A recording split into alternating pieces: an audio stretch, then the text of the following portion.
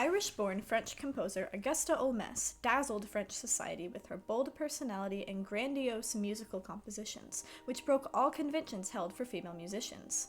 She produced an astonishing quantity of works, and achieves honors such as composing for the Paris Grand Exposition and an opera premiere at the prestigious Académie Nationale de Musique. Known commonly as La Holmès, she is a frequent name in Parisian literary and musical circles, associating with composers and musicians such as Camille Saint-Saens, César Franck, and Franz Liszt. Unlike other successful female composers, such as Fanny Mendelssohn Hensel and Clara Schumann, Holmès did not come from a musical background or have any familial relationships to a well-known male composer, making her success as a composer even more impressive. Holmès was able to accomplish this at least in part because of her laser focus on building a name for herself, crafting herself into somewhat of a national celebrity and symbol of France through her patriotic works. This makes the fact that her name is, for the most part, unheard of in the modern day all the more tragic. Let's correct this. Most female composers from this time period that we know of, such as Fanny Mendelssohn Hensel and Clara Schumann, were basically confined to writing music for private, salon-style venues, or appropriate venues for women. This is because of the idea of separate spheres for men and women, with women confined to the private sphere of the home. Women were not thought of as being able to write large-scale works, only smaller pieces, usually solo or sometimes chamber works. This notion extended even further into music than just the performance sphere, though. There was an idea at this time of something called sexual aesthetics, which is the ways in which music was divided up into masculine and feminine attributes. For example, feminine instruments were voice, piano, guitar, and sometimes violin, while every other instrument was masculine. Feminine music was beautiful, emotional, with simple melodies and symmetrical meters. Masculine music was grand, impressive, and complex, with big orchestration and lots of ornamentation. Sexual aesthetics were sometimes used against male composers who wrote music that was considered feminine, such as Franz Schubert, who is described as, quote, a more feminine character, far more loquacious, softer, broader. Compared to Beethoven, he is a child sporting happily among the giants. But most of the time, it was used to criticize female composers who wrote music that was considered too masculine, such as Cécile Chaminade and Augusta Holmès. They were either chastised for trying to imitate men, or for not writing the type of music that was considered suitable to their sex. They were called, quote, a mob of women composers who are trying to disguise their femininity under a bearded mask, and told, quote, while women may someday vote, they will never learn to compose anything worthwhile. Augusta Holmès was never the type to take no for an answer. As a child, it was reported that when her mother tried to forbid her from making music, she attempted to stab herself with a knife in retaliation. This spirit never went away, and when she could begin to learn music upon her mother's death, Holmès never turned back. She wrote an impressive number of works, including small chamber works, as well as massive, large-scale symphonic and operatic works. She broke the social barrier put on women in terms of what they can compose, and even more than that, she was successful. One of her largest works, the grand cantata Ode Triomphale, was commissioned for the 1889 Paris World Fair's Grand Exposition. It was massive and grandiose, calling for 13 choirs and around 1,200 instrumentalists. She wrote many other large-scale works, such as the symphony Roland Furieux, the symphonic poem Les Argonauts, and the opera La Montagne Noire.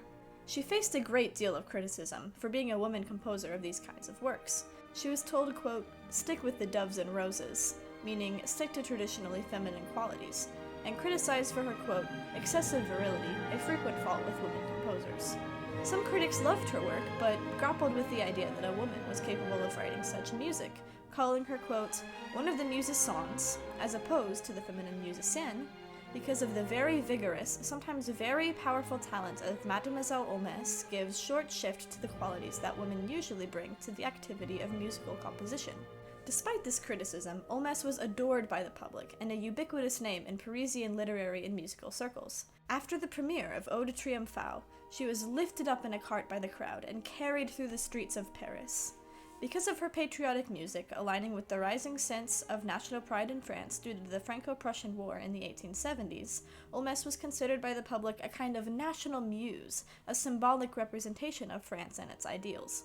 She was well known by popular composers and writers of the time, and well loved. Holmes never married, but she had many suitors, one of whom being the composer Camille Saint-Saens, who even proposed to her. He reportedly said that, quote, "We were all in love with her. Literary men, painters, musicians. Any one of us would have been proud to make her his wife." Saint-Saens remained enamored with her, and though he criticized the masculine qualities of her music, he remained supportive and admiring of her and her work. She had connections to other male composers as well. Around age 13, she saw Richard Wagner's work in concert for the first time and fell in love with its musical style. She remained influenced by it for the rest of her career, which drew significant criticism from critics who either disliked the Wagnerian style in total or disliked the idea that a woman should be writing music like that. At age 28, she began to study music formally under the pianist César Franck. This was another influence on her musical style, and she kept up a connection with him. César Franck, like Saint-Saens, fell in love with Holmes and even wrote his passionate and emotional piano quintet about his feelings for her, much to the enragement of his wife. She became connected to other musical and literary names of the time, such as Franz Liszt and the poet Catulle Mendès, the latter of which she had several children with.